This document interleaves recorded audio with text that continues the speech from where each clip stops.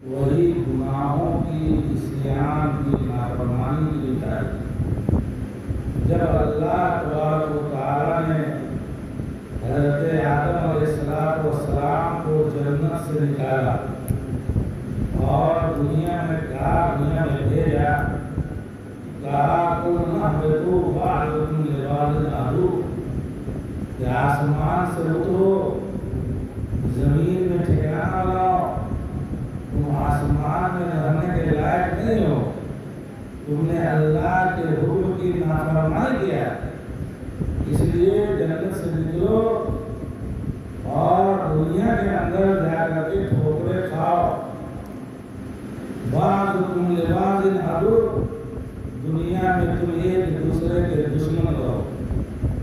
یہ آیت بتاتی ہے کہ حق و باطل کے درمیان کشمکش اور نور و ظلمت کی لڑائی، کفر و ایمان کی جنگ اس وقت سے شروع ہے جب سے یہ دنیا قائم ہے اور اس دنیا کے اندر پہلا انسان آیا۔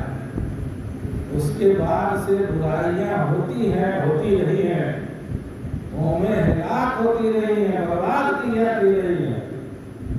قرآن کریم نے دسیوں ایسی قوموں کے حالات بیان کیے ہیں، قرآن کا حصہ بنایا ہے تاکہ مسلمان پڑھیں روایتوں کو، عبرت اور نصیحت حاصل کریں کہ بڑی بڑی قومیں جن کے ساتھ ان کے نبی ہوا کرتے تھے، ان کے تمرد کی وجہ سے، عصیان کی وجہ سے، ان کی نافرمانیوں اور گناہوں کی وجہ سے اللہ تعالیٰ نے ہلاک اور برباد کیا۔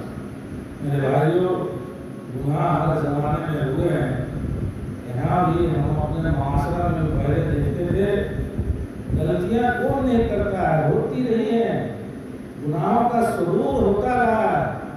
انسان اس دنیا کے کوئی فرشتے نہیں آسمان کے، ان کی صفت لا یعصون اللہ ما امرهم ویفعلون ما یؤمرون، کہ وہ اللہ کی نافرمانی نہیں کرتے ہیں، لیکن تناسب بدل گیا۔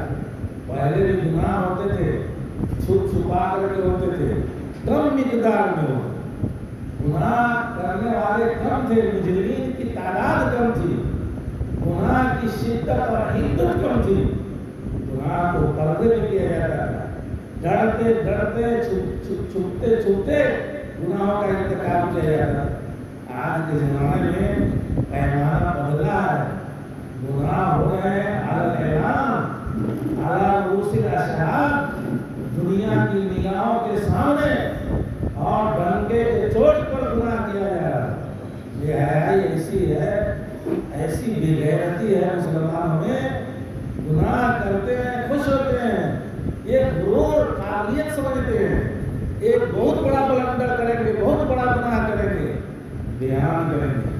نبی اکرم صلی اللہ علیہ وسلم نے فرمایا کل امتی معافی الا المجاہرین، میری امت کے سارے لوگوں کو معاف کر دیا جائے گا سوائے ان لوگوں کے جو گناہوں کا پرچار کرتے ہیں۔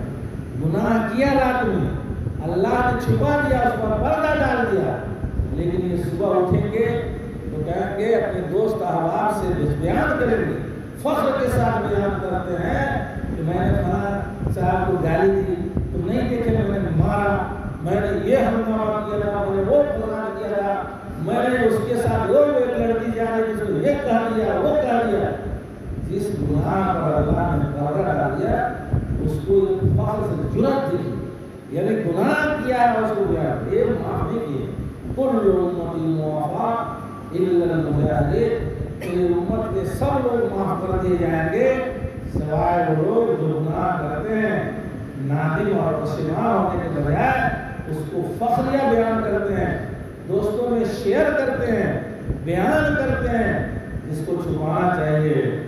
پہلے لوگ گناہ کرتے تھے، ڈرتے تھے، چھوٹے چھوٹے بچے کرتے تھے، جوان کرتے تھے، سماج کی پکڑ تھی، لوگ لوگوں سے ڈرتے تھے، پنچایت سے ڈرتے تھے، لوگ بزرگوں سے ڈرتے تھے۔ آج کوئی کسی کا پوچھنے والا نہیں ہے، کوئی کسی کا باپ نہیں، باپ ڈرتا ہے بیٹا سے، کیا جائے گا معاوضہ کرنے۔ باپ کی کیا حالت ہے، گھر میں والدہ کی کیا حالت ہے، شیخ آصف صاحب بتا رہے تھے، ایک صحیح عکاسی کر رہے تھے معاشرہ کے اور سماج کی والد کیا ہے. پہلے تو گارجین ٹینشن میں رہتے تھے بچوں سے، اب اس سے زیادہ آج کے زمانے میں ٹینشن میں بچیوں سے. عزت کا مسئلہ، عزتیں داؤ پر لگی ہوئی ہیں.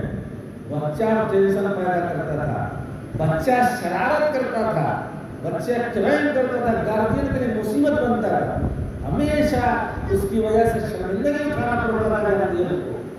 آج معاملہ یہ ہے کہ بچے تو بچے ہیں، درد سر بچیاں ہیں. سارا معاملہ یعنی کسی کی بیٹی جوان ہوتی ہے، جیسے جیسے جوانی کی دہلیز پر قدم رکھتی ہے، ماں باپ کا کلیجہ دھڑکتا ہے. اس کو گھر میں روک کے رکھ نہیں سکتا ہے.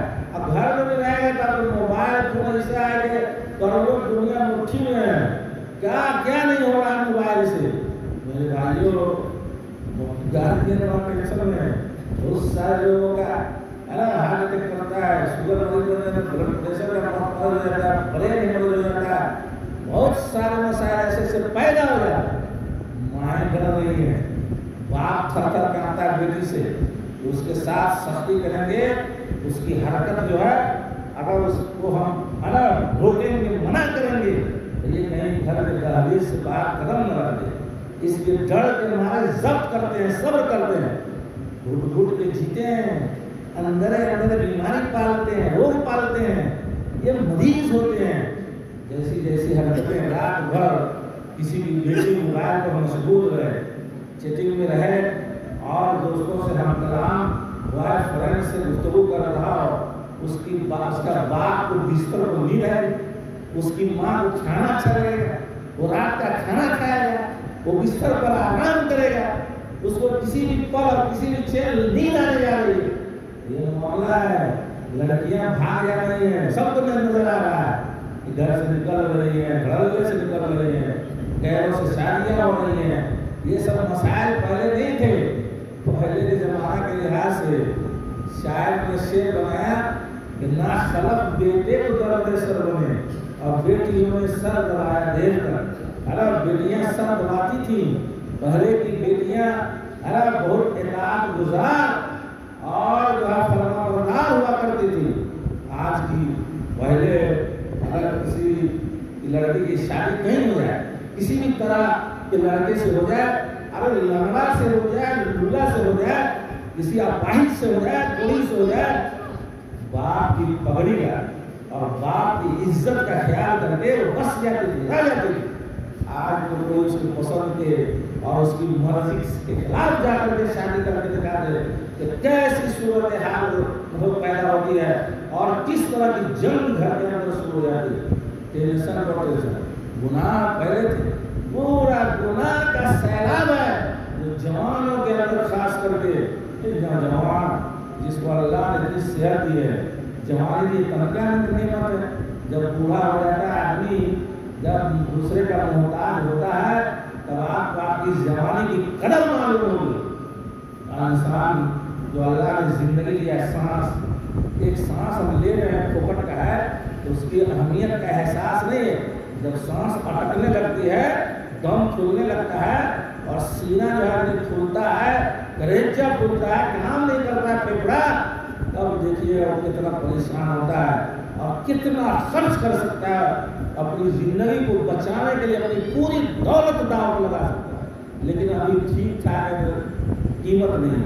ایک آدمی ڈوب رہا پانی میں جا کے پوچھیے زندگی کی کتنی قیمت اس کو نظر آتی ہے.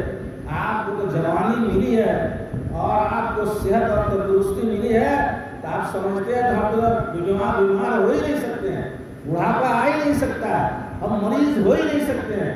میرے بھائیوں، اس طرح کا دماغ نہیں پالنا چاہیے. اس طرح کے لوگ ایسے روگ میں مبتلا ہوتے ہیں جس کا کوئی علاج دنیا میں نہیں ہوتا ہے، جو یہ خوشگمانی پالتے ہیں کہ ہم کچھ کر سکتے ہیں، ہمارا کچھ نہیں ہو سکتا ہے، ہم یہ کھاتے ہیں، وہ کھاتے ہیں اور یہ توانا ہے، وہ تندرست ہے اور اتنا ایکسرسائز کرتے ہیں، اتنا.